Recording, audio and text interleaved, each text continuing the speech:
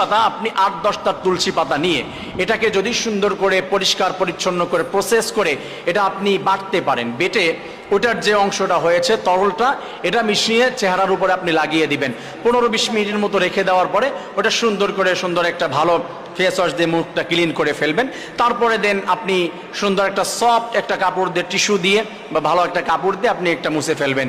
এভাবে কন্টিনিউয়াসলি আপনি যদি করতে পারেন ইনশাআল্লাহ, আপনি কয়েকদিন করবেন মাত্র, আপনি দেখবেন কয়েকদিনের ভিতরে ফলাফল আপনি পেয়ে যাবেন। বিশেষ করে যাদের চেহারার মধ্যে ব্রণ আছে, যাদের চেহারার ভিতরে অ্যালার্জি রয়েছে, অনেকে গরমের ভিতরে গেলে অ্যালার্জি উঠে যায়, একটু যদি জাম লাগে অ্যালার্জি উঠে যায়, ধুলাবালি লাগলে অ্যালার্জি উঠে যায়। তারপর অনেকের ব্রণ লেগেই থাকে চেহারার মধ্যে। অনেকের চেহারা বয়স হয়ে গিয়েছে তারপরও দেখাচ্ছে অনেক সুন্দর, অনেকের চেহারা দেখা যাচ্ছে যে মাত্র 20 বছর বয়স মনে হচ্ছে 40 বছরের বুড়া হয়ে গিয়েছে।